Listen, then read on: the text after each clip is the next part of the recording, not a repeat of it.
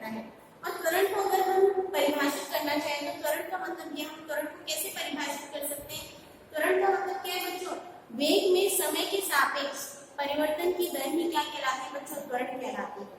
ठीक है, तो इसका तो सबसे पहले जो गैलीलियो थे, सबसे पहले इनकी सरल रेखा में गति के लिए जो व्याख्या की गई थी वो गैलीलियो ने करी थी बच्चों। और गैलीलियो ने और बाकी अन्य साइंटिस्ट ने क्या देखा बच्चों? जब इन्होंने देखा कि अगर सरल रूप से नीचे की ओर स्वतंत्र रूप से अगर कोई वस्तु इन्होंने क्या करी, नीचे की ओर गिराई, स्वतंत्र रूप से इन्होंने एक फ्रीली फॉल, अगर हम क्या करें, एक बाल्टी को से एकदम से छोड़ दें, ऐसे पानी की बाल्टी जो कुएं से खींचते उसको एकदम रस्सी को छोड़ दे, वो एकदम मुक्त रूप से नीचे की ओर गिरेगी। तो ये क्या देखा कि मुक्त रूप से नीचे की ओर अगर कोई वस्तु गिर रही है तो ऐसी स्थिति में उसके वेग में परिवर्तन की दर, वेग में परिवर्तन की दर क्या देखी इन्होंने? परिवर्तन की दर कैसी रही बच्चों? उन्होंने क्या पाया कि वो कैसी रहती है, कि उसमें वेग में परिवर्तन की दर कैसी बनी है? जितना वेग में परिवर्तन यहाँ है उतना ही यहाँ पर है, मींस कि उसमें परिवर्तन की दर कैसे बनी है? स्थिर बनी है, सेम परिवर्तन हो रहा है ऊपर से लेकर नीचे तक।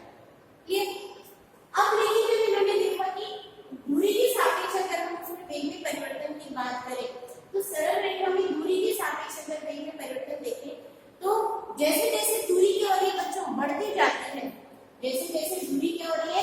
बढ़ती जाती है। यहाँ पर कोई व्यक्ति खड़ा है, फिर वो व्यक्ति यहाँ पर आ गया, तो जैसे जैसे उसकी दूरी क्या हो रही है? बढ़ती जा रही है, वैसे वैसे उसके वेग में परिवर्तन की दर में क्या हो रही है बच्चों? उसी प्रकार से क्या हो रहा है? परिवर्तन होता जा रहा है। अब वो परिवर्तन देखा कि उन्होंने कि अधिक भी हो सकता है, कम भी हो सकता है, कुछ भी हो सकता है। ठीक है, तो ऐसी स्थिति में इन्होंने क्या पाया कि वेग में परिवर्तन की जो दर है बच्चों वो किस प्रकार ज्ञात की जा सकती है? जैसे जैसे वस्तु की दूरी बढ़ती जाती है वैसे वैसे इन्होंने क्या देखा कि उसकी वेग में परिवर्तन की दर में क्या होती है बच्चों? कमी आती जा रही है, या वेग में परिवर्तन की दर क्या हो रही है? घटती जाती है। जैसे कोई व्यक्ति यहाँ पे खड़ा है, ठीक है, अब लेकिन जैसे जैसे ये 0 है, यहाँ से जैसे जैसे इसकी दूरी क्या हो रही है बच्चों? बढ़ती जा रही है, वैसे उसकी वेग में परिवर्तन की दर में क्या हो रही है? कमी आती जा रही है। वेग में परिवर्तन की दर क्या हो रही है? घटती जा रही है, या हम कह सकते हैं। और इसी के आधार पर यह हमने देखा कि जैसे जैसे आप घर से चलना स्टार्ट करें, भागने लगा तो व्यक्ति शुरू में बहुत तेज भागा, रेसिंग हो रही है, बहुत तेज भागा हो, लेकिन जैसे जैसे उसकी दूरी बढ़ती गई वैसे वैसे उसकी स्टेमिना कम होती गई, और धीरे धीरे लास्ट में जैसे जैसे दूरी बढ़ती गई उसकी जो भागने की जो गति है वो क्या होगी? धीरे धीरे क्या होगी? धीमी होगी। भाग तो अभी भी रहा है लेकिन वो थोड़ा स्लोली भाग रहा है। ये तो वो उस इन दो कारकों को जब उन्होंने देखा तो इसी के आधार पर इसका जन्म हुआ त्वरण का। तब इन्होंने एक नया शब्द त्वरण को परिभाषित करा कि कोई वस्तु कितनी त्वरित होगी, कितनी तेज गति कर रही है, कितनी धीमी गति कर रही है, इसका पता हम किससे ज्ञात कर सकते हैं? त्वरण द्वारा ज्ञात कर सकते हैं। वेग में परिवर्तन की दर समय के सापेक्ष उन्हें क्या कहा जाता है बच्चों? त्वरण कहा जाता है। त्वरण को किससे व्यक्त किया जाता है बच्चों? त्वरण को किससे व्यक्त किया जाता है? ए से व्यक्त किया जाता है। त्वरण को किससे व्यक्त किया जाता है? ए द्वारा व्यक्त किया जाता है। क्लियर? या इसको हम बोलते हैं इंग्लिश में एक्सीलरेशन। क्या बोलते हैं बच्चों? एक्सीलरेशन। इसको किससे व्यक्त किया जाता है? ए से व्यक्त करते हैं। अब जैसे हमने औसत वेग निकाला है, तात्क्षणिक वेग निकाला है, ऐसे हम किसका मान ज्ञात कर सकते हैं? औसत वेग और तात्क्षणिक वेग भी ज्ञात और तात्क्षणिक त्वरण भी ज्ञात कर सकते हैं। तो अगर हमें परिभाषित करना है औसत त्वरण को तो हम कैसे परिभाषित करेंगे बच्चों? औसत त्वरण क्या होता है? अभी आप पढ़ चुके हो, वेग में परिवर्तन, वेग में परिवर्तन बटे समय अंतराल। क्लियर? यहाँ हम कह सकते हैं, और औसत को आप बता चुके हैं हम कैसे व्यक्त करते हैं बच्चों? ए बार के द्वारा व्यक्त करते हैं। ये बार का साइन लगा देते हैं औसत के लिए। A bar is equals to v2 minus v1। पहले कितना वेग था? v1 था। अब उसके बाद किसी t1 समय पर वेग कितना था? v1। t2 समय पर वेग कितना हो गया? v2 हो गया। तो v2 minus v1 upon t2 minus t1। और अंतर को हम किसके द्वारा व्यक्त करते हैं बच्चों? डेल द्वारा व्यक्त करते हैं, delta v upon del t। तो औसत त्वरण क्या होगा बच्चों? Delta v upon delta a। इसी प्रकार से हम तात्क्षणिक त्वरण को भी क्या कर सकते हैं? परिभाषित कर सकते हैं। तात्क्षणिक त्वरण क्या होगा बच्चों? Instantaneous velocity. आपको पता त्वरण कितना है, वो अगर हमसे पूछा जाए कि भाई 3 सेकंड पर या 3 सेकंड में त्वरण कितना हो गया, 5 सेकंड पर त्वरण कितना, 5 सेकंड में ये वस्तु कितनी त्वरित हो रही है, 5 सेकंड में कितना तेज दौड़ रहा है, अगर ये हमें निकालने के लिए देते तो ऐसी स्थिति को या ऐसे मान को क्या बोला जाता है, तात्क्षणिक त्वरण। मतलब किसी निश्चित क्षण पर या किसी निश्चित समय पर मापा गया त्वरण क्या कहलाएगा, तात्क्षणिक त्वरण कहलाएगा। और इसकी परिभाषा हम ज्ञात कर चुके हैं, ए इंस्टेंटेनियस। तात्क्षणिक को क्या बोलते हैं बच्चों, instantaneous is equals to limiting del T tends to 0। हमें क्या है, डेल्टा टी समय बहुत छोटा लिया है, इतना छोटा है वो समय अंतराल कि वो लगभग यहाँ पे टेंड्स टू 0। इसका मतलब क्या होता है बच्चों कि वो किसके आसपास है, उसका मान इतना छोटा है कि वो लगभग 0 के पास है। 0 नहीं है, इक्वल्स टू 0 नहीं लिख रहे हमने बच्चों, क्या लिखा है, टेंड्स टू 0 मतलब 0 के आसपास है उसका मान। और ये हमने क्या कर दी, प्रतिबंध लगा दिया, लिमिट लगा दी, इसको लिमिटेशंस लगा दी इसके ऊपर, और मान रखे delta V upon delta T। और इसको हम कैसे लिखा जाता है, del V upon del T। और इसको क्या बोलते हैं बच्चों, integration. Del upon del T को क्या बोलते हैं, क्या बोलते हैं, सॉरी डिफरेंशिएशन या अवकलन रूप कहते हैं। अर्थात इंस्टेंटेनियस या तात्क्षणिक त्वरण को हम किस रूप में लिखा जाता है बच्चों, अवकलन रूप में लिखा जाता है। किस रूप में लिखा जाता है, अवकलन रूप। ये कैसे रूप कहलाता है बच्चों, अवकलन रूप कहलाता है, क्योंकि ये क्या है, दिया और dt क्या है, किसी भी राशि का अवकलन कर रहे हैं, किसी भी राशि को किसी दूसरी की राशि के सापेक्ष कितना परिवर्तन हो रहा है उसमें अगर हम देख रहे हैं तो वो क्या कहलाता है, हमारा अवकलन कहलाता है। ठीक है, तो इस प्रकार व्यक्त कर सकते हैं हम तात्क्षणिक त्वरण को। क्लियर बच्चों, तो हमारे तात्क्षणिक त्वरण भी देख लिया हमने, तात्क्षणिक वेग भी देख लिया। अब दूसरी चीज की त्वरण कैसी राशि है बच्चों, एक सदिश राशि है। त्वरण कैसी राशि है बच्चों, एक सदिश राशि है, क्योंकि इसका क्या है, दिशा भी है और परिमाण भी है। इसकी दिशा भी हम ज्ञात कर सकते हैं, परिमाण भी ज्ञात कर सकते हैं। एक ऐसी राशि है, सदिश राशि है। ठीक है, और इस सदिश राशि के द्वारा हम ये ज्ञात कर सकते हैं कि कोई भी वस्तु पॉजिटिव, त्वरण का मान पॉजिटिव भी हो सकता है, नेगेटिव भी हो सकता है, और शून्य भी हो सकता है। जिसके लिए आपको ग्राफ से हम बता चुके हैं, एक बार दोबारा देख लो कि अगर हमें त्वरण को व्यक्त करना है तो हमें किस के मध्य ग्राफ बनाएंगे बच्चों, b और t के मध्य। किसके मध्य, b और t के मध्य। ऐसे मध्य भी बना सकते हैं, b और t के मध्य हमने जो ग्राफ बनाए बच्चों, वो किसको व्यक्त करेगा, हमारे पास किसको व्यक्त करेगा, इसको व्यक्त करेगा।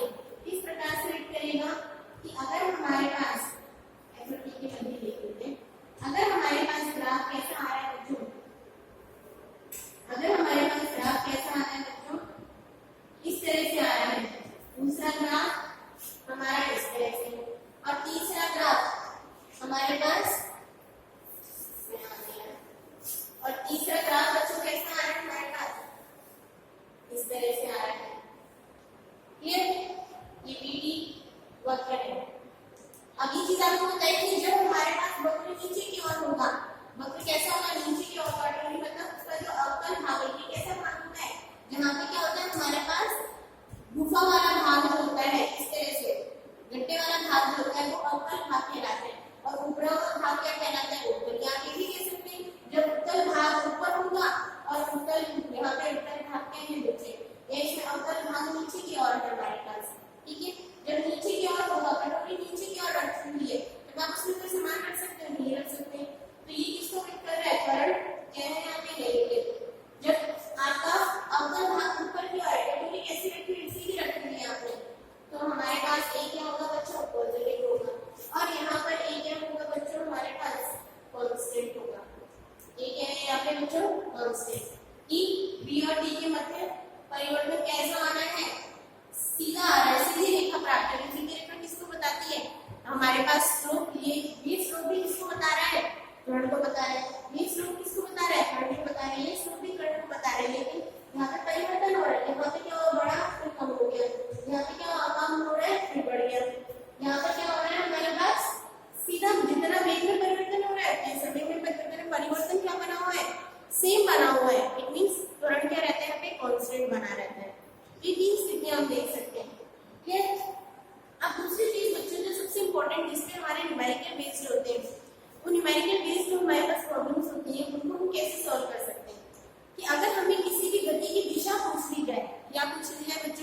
गति की दिशा पूछ ली जाए तो हम गति की दिशा कैसे ज्ञात कर सकते हैं और वो कौन सी कारक द्वारा हम ज्ञात कर सकते हैं गति की दिशा। ठीक है, तो गति की दिशा हम बच्चों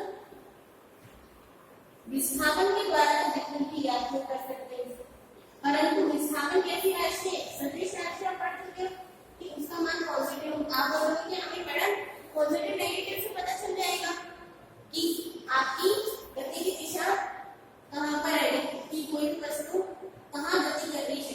तो दूसरा इंपॉर्टेंट टॉपिक जिसपे कि आपकी न्यूमेरिकल बेस है वो क्या है, गति की दिशा, डायरेक्शन ऑफ मोशन।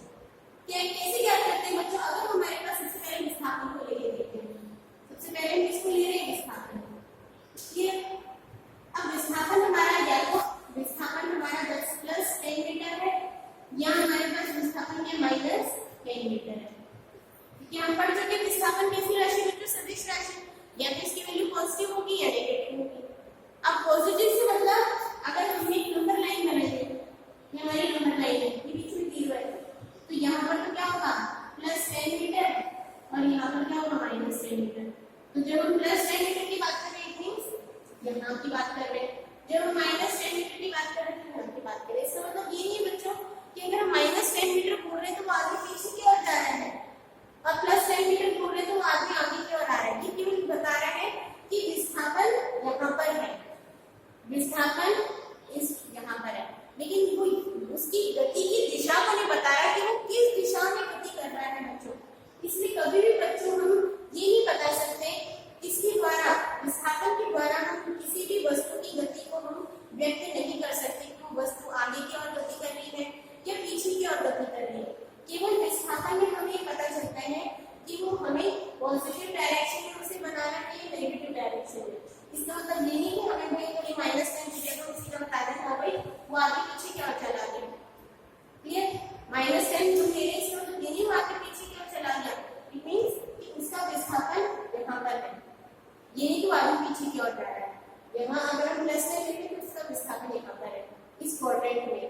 क्लियर, तो विस्थापन कभी भी गति की दिशा को व्यक्त नहीं करता है। क्लियर, कि विस्थापन गति की दिशा को व्यक्त नहीं करती। क्लियर, तो गति की दिशा को कौन व्यक्त करता है, फिर हमने लिया वेग, फिर हमने उठा लिया वेग को। अब वेग के भी दो मान आ सकते हैं, एक तो v +10 मीटर/सेकंड और v -10 मीटर/सेकंड लेंगे हमने। क्लियर, वेग के भी दो हमने मान रखे, एक तो +10 मीटर/सेकंड और -10 मीटर/सेकंड। अब यहाँ से हमें पता चला कि वेग क्या है बच्चों, समय के सापेक्ष परिवर्तन को बताता है। विस्थापन समय के सापेक्ष परिवर्तन को व्यक्त नहीं कर रहा कि विस्थापन का मान आप समय के साथ साथ थोड़ी बता रहे हो। विस्थापन तो हमें सिर्फ एक राशि जो केवल एक ही पद पर निर्भर कर रही, दूरी पर निर्भर कर रही, परंतु वेग ऐसी राशि है जो बच्चों दूरी पर तो निर्भर कर रही है, साथ साथ समय पर भी निर्भर कर रही है कि वो कोई आदमी जब एक जगह से दूसरी जगह जाएगा तो उसमें समय में आप बोलोगे कि हाँ भाई आदमी ये आदमी इस जगह से मैं यहाँ पर गई तो मेरे को यहाँ पर जाने में कितना समय लगा और मैं किस दिशा में कितने समय में, कि वो 3 सेकंड में किस दिशा में जा रही है। अब ये तो बोलते कि हाँ भाई आपको यहाँ से यहाँ तक 5 सेकंड में जाना है, तो यहाँ से यहाँ तक आपको घर स्कूल से घर जाना है 5 सेकंड, आपको स्कूल से घर जाना है 10 मिनट में आपको दिए, तो अब आप ये देखेंगे ना कि आपकी गति की दिशा कहाँ पर है, कि आप स्कूल से घर आप सीधे रोड से जा रहे हो, स्कूल से घर आप 10 मिनट में कैसे पहुंच पाओगे। 10 मिनट में आप सीधे सीधे रोड से जाओगे तो आपको कोई 15 मिनट लग रहे हैं और ऐसे घूम के शॉर्टकट लेके जा रहे हो तो 10 मिनट लग रहे हैं। तो अब आपने जो 10 मिनट फिक्स करा है कि उसमें आपको उसकी गति की दिशा अपने आप पता चल गई, यहाँ पे 10 मिनट कब लगेंगे, जब मैं ऐसे घूम कर जाऊंगा तो मुझे 10 मिनट लगेंगे और ऐसे यहाँ से ऐसे घूम फिर के जाऊंगा तो मेरे को कितने लग रहे हैं, 15-20 मिनट लग रहे हैं। तो अब गति की दिशा को हमने किससे संबंधित कर दिया, समय से संबंधित कर दिया, तब हमें उसकी गति की दिशा अपने आप पता चल जाती है। इट मींस क्या हो जाता है बच्चों कि वेग क्या बताता है, किसको बताता है, गति की दिशा को बताता है। इट मींस जब v +10 है, +10 इट मींस वो आगे किस दिशा में गति कर रहा है, पॉजिटिव दिशा में गति कर रहा है, आगे की ओर गति कर रहा है, और -10 में तो आदमी कहाँ गति कर रहा है बच्चों, पीछे की ओर गति कर रहा है। यहाँ पर तो कैसे गति कर रहा है, आगे की ओर, -10 में भी कहाँ गति कर रहा है बच्चों, पीछे की ओर गति कर रहा है, क्योंकि वो मान हमारे पास किससे संबंधित प्राप्त हुआ है, समय से संबंधित है, क्योंकि वेग किस पर निर्भर कर रहा है, समय पर निर्भर कर रहा है। क्योंकि हम ये बता रहे हैं कि भाई 10 मिनट का समय लेना है हमें, तो 10 मिनट के समय के लिए हम अपनी जो डायरेक्शन है मोशन की वो किस दिशा में जाएंगे कि हम 10 मिनट में पहुंच जाए। तभी तो आपको अपने आप ही ऑटोमेटिकली टाइम के साथ अगर आप संबंधित करेंगे इसे, तो अपने आप ही आपको उसकी दिशा का मान, ये दिशा ज्ञात हो जाएगी। है तो अगर किसी भी वस्तु की दिशा या किसी भी पिंड की दिशा हमें बतानी है, तो वो दिशा हमें किससे पता चलती है बच्चों, किससे पता चलती है, वेग से पता चलती है, ना कि विस्थापन और त्वरण से। तो जब भी कोई क्वेश्चन न्यूमेरिकल आ जाए तो आपसे पूछेंगे व्यक्ति 3 सेकंड में आगे की ओर गया है या पीछे की ओर खड़ा है। तो अगर पॉजिटिव वाली वैल्यू तो आप बोलेंगे हाँ भाई ये अपने घर से आगे की ओर है, अगर नेगेटिव वाली तो अपने घर से 10 मीटर पीछे की ओर है। इस तरह से बताइएगा। क्लियर? तो वेग बताता है कि कोई वैल्यू पॉजिटिव है या नेगेटिव है। अब इसी से संबंधित बच्चों हम कुछ क्वेश्चंस देख लेते हैं ताकि कि हमें और क्लियर हो जाए। ठीक है, क्वेश्चन देखते हैं, क्योंकि हमने वेग भी देख लिया है, त्वरण भी देख लिया है। क्लियर? अब हम क्या देख लेते हैं, इससे संबंधित हम कुछ प्रश्न देख लेते हैं। ठीक है, देखते हैं न्यूमेरिकल। ये क्वेश्चन है हमारे पास, एस दे रखे हैं आपको 3t tq minus 60 square plus 90, tq minus 3t square plus 90। दूरी किस पर निर्भर है, t क्या है यहाँ पे बच्चों, t क्या है यहाँ पे समय, t क्या है बच्चों समय। अब आपसे क्या पूछा गया, निकालना है आपको t बराबर 2 सेकंड पर वेग, पहला पार्ट आपको दे रखा है t बराबर 2 सेकंड पर वेग ज्ञात कीजिए। बी पार्ट में t बराबर 3 सेकंड पर त्वरण ज्ञात कीजिए। अब आपके पास सभी के फॉर्मूले हैं, आपको पता है वेग v बराबर क्या होता है, ds/dt। पढ़ चुके आप, वेग बराबर क्या होता है, v बराबर ds/dt, विस्थापन बटे समय अंतराल। पढ़ चुके हो, तो सीधे यहाँ पे, क्योंकि अगर t = 2 सेकंड, किसी निश्चित समय 2 सेकंड में बोल रखा है, तो हम तात्क्षणिक वेग वाला सूत्र यूज करेंगे। तात्क्षणिक वेग क्या है बच्चों, v ds/dt। तो यहाँ पे i/st लिखने की जरूरत नहीं है, अपने आप ही क्लियर है कि आपको निश्चित समय t = 2 सेकंड पर पूछा है। और बच्चों में ds/dt क्या है, अवकलन ध्रुव है, और अवकलन की मैंने आपको फॉर्मूले बताए थे। एक ही इंपॉर्टेंट फॉर्मूला आपको ध्यान में रखना है कि d/dt ऑफ tn, अगर t की पावर कितनी n है उसका हमें अवकलन करना है t के सापेक्ष। तो बच्चों कैसे अवकलन करेंगे, ये n जो भी पावर होती है वो आगे आ जाती है और इसकी पावर 1 कम हो जाती है, जितनी भी पावर थी वो आगे आ गई और इसकी पावर 1 कम हो जाती है। सूत्र होता है हमारे पास, बस ये सूत्र याद रखना है बाकी के बच्चों को। ठीक है, मैथ्स बच्चों को अपने आप ही मैथ्स में पढ़ लेगा बाकी सारे चीजें। तो अब हमें ये s की वैल्यू है, जहां पे s की वैल्यू रखो, v = करने का तरीका है इस तरह से करवा, s का वैल्यू रख दो पूरी की पूरी यहाँ रखा है, tq minus 3t square plus 90। ये अब ये तीनों को अलग अलग से कर दो, एक साथ तो हो नहीं सकती, इसका अलग से अवकलन, इसका अलग से अवकलन, इसका अलग से अवकलन। तो अगर हम लिखना चाहें सही तरीके से तो इस तरह से लिख सकते हैं, tq minus d/dt of minus 3t square plus d/dt of 90। लिखने इस तरह से हमें हर एक का अलग से क्या कर दो, अवकलन कर दो। t क्यूब है, इसका अवकलन करेंगे तो 3 तो आगे आने पर इसकी पावर 1 कम हो जाएगी, तो क्या होगी इसका बच्चों 3t स्क्वायर प्लस 2 आगे आ गया, माइनस है यहाँ पे माइनस 2 आगे आ गया, 3 से कितना हो गया 6 और इसकी पावर 1 कम हो गई, 1 हो गई। 1 को लिखने की जरूरत नहीं है, -6 प्लस t की पावर यहाँ पे कुछ नहीं, मतलब क्या है 1 जब आगे आए 9 into 1 क्या 9 और t की पावर 1 - 0, 1 - 0 कितना होगा बच्चों, t की पावर कितनी हो गई 1 - 1 कितनी हो गई 0 और t की पावर 0 = क्या होता है बच्चों 1 होता है। तो यहाँ पे क्या हो गया, लिखने की जरूरत नहीं है। तो हमारे पास ये मान आ गया v का। क्लियर? पूछा है, अब हमने क्या पूछा है बच्चों, कितने सेकंड पर t इक्वल्स टू 2 सेकंड पर हमने क्या निकालना है। अब सीधा t की जगह हम क्या रख दो आप 2 सेकंड रख दो, सीधा t की जगह क्या रख दो आप 2 सेकंड। यहाँ पे ऐसे लिखना चाहो तो ऐसे भी लिख सकते हो, t इक्वल्स टू 2 पर में ऐसे, तो 3 2 का स्क्वायर माइनस 6 2 प्लस 9 क्या आ जाएगा बच्चों 3 into 3 4 जा 12 माइनस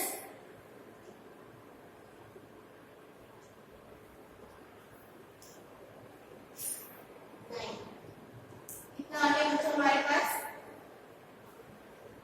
कितना आ गया 3 4 जा 12 6 2 जा भी कितना हो गया हमारे पास यहाँ पे 12 और 9, तो कितना आ गया बच्चों 9 मीटर पर सेकंड। ठीक है, कितना आ गया हमारे पास 9 मीटर पर सेकंड। ठीक है, इसी प्रकार अगर हम किसकी वैल्यू निकालना चाहें यहाँ पे बच्चों, अगर इसी तरह से हम किसकी वैल्यू निकालें, अब त्वरण की वैल्यू निकालनी है। त्वरण आपको पता है a इक्वल्स टू क्या होता है बच्चों dv अपॉन dt। अब v का कौन सा मान रखोगे बच्चों, ये मान, ये v की वैल्यू है t के रूप में, अब ये मान रखते हैं यहाँ पे सीधा d अपॉन dt और v की value 3t square minus 16 plus 9।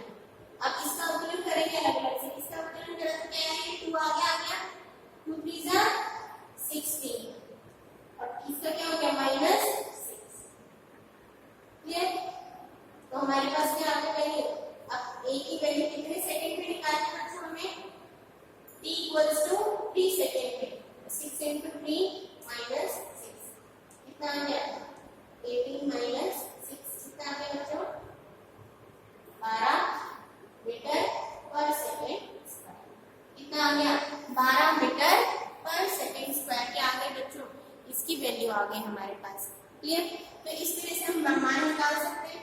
Clear, अब क्वेश्चन अगर बच्चों इस तरह से आता है कि वह वेग ज्ञात कीजिए, अब तक थर्ड पार्ट आपको क्या दे रखा है वह वेग ज्ञात कीजिए, अगर सी पार्ट क्या दिया बच्चों वह वेग ज्ञात कीजिए जब वस्तु कैसी हो स्थिर हो। अभी बताया कि किसी भी गति की दिशा हम किससे बता सकते हैं वेग से बता सकते हैं। तो जब वस्तु स्थिर है वो चल रही है उसका वेग क्या होगा बच्चों 0 होगा, और वेग का समीकरण आपके पास ये है, इस पूरे को बराबर में क्या रख दो 0 रख दो, t square minus 16 plus 9 equals to 0। अब यहाँ से इसको हल कर लो, ये हल कर लेंगे इसे, ये कैसे समीकरण है और इंटीग्रेशन, और हम देख रहे हैं द्विघातीय समीकरण है बच्चों, इसको हल कर सकते हैं।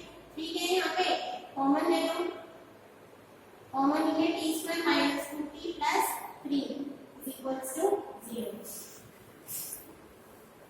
ये द्विघातीय समीकरण को हल करने सभी को आगे टाइप से पढ़ के आ चुके हो, तो इसके दो मान जाएंगे, एक तो 2 into यहाँ पे वैल्यू क्या आ गई हमारे पास 3 into 1 क्या होता है 1 और 3 minus 1 कितना होगा 2। ठीक है ना, हमारे पास क्या आ गई वैल्यू बच्चों 2 कितनी वैल्यू कितनी आ गई 3 minus 1। ठीक है, और यहाँ से 3 into 1। ठीक है, तो हमारे पास क्या आ गया मान t स्क्वायर माइनस 2 प्लस 1। ठीक है, minus 3t plus 1t plus 3 is equals to 0। Clear, तो हमारे पास क्या आ गई वैल्यू, चाहे तो इसको आप सिंबल को चेक कर दें, यहाँ से वैल्यू नहीं आ रही हमारे पास, तो हमारे पास क्या आ गई वैल्यू t, इसके दो मान आ गए t कॉमन है t माइनस 3 और यहाँ पे 1 को कॉमन लिया तो यहाँ पे कितना आ जाएगा t माइनस 3। चाहे तो आप यहाँ पे सिंबल चेंज कर लेना इसका, प्लस t 9t रख लेना यहाँ पे। ठीक है ना, 60 स्क्वायर प्लस t स्क्वायर हमने लिया है, चाहे तो आप इसकी सिंबल को चेंज करना चाहो तो सिंबल चेंज कर लेना। ठीक है, यहाँ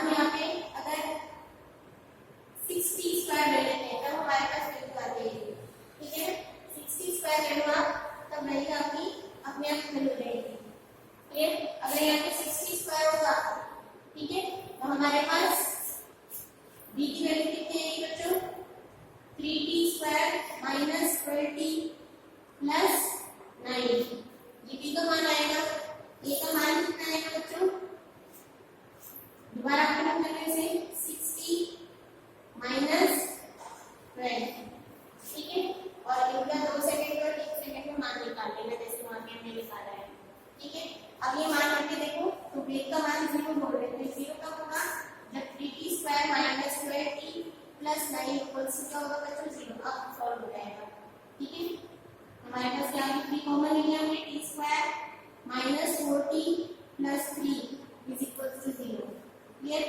अब 3 into 1 क्या होगा हमारे पास 3 into 1 1 और 3 plus 1 4, तो t² minus 3t minus 3 plus 3 equals to 0। हमारे पास दो t माइनस 3 और t माइनस 1 के आगे इसके दो फैक्टर्स आ गए, मीन t इक्वल्स टू 3 पर और t इक्वल्स टू 1 पर। इन दोनों मानों पर वेग वस्तु क्या रहेगी स्थिर रहेगी। जब t इक्वल्स टू 1 सेकंड है तब वस्तु स्थिर रहेगी और फिर चलने लग गई वो, फिर वापस से t इक्वल्स टू 3 सेकंड पर वापस वस्तु क्या हो जाएगी बच्चों स्थिर हो जाएगी, क्लियर। तो अब चाहे क्वेश्चन कैसा भी आ जाए हमारे पास हम सॉल्व कर सकते हैं। स्थिर पूछा है तो वेग इक्वल्स टू 0 रख दो, वेग और त्वरण पूछो और ऐसे क्वेश्चन बच्चों आने की बहुत संभावनाएं होती है, क्लियर। इसके बाद और भी क्वेश्चन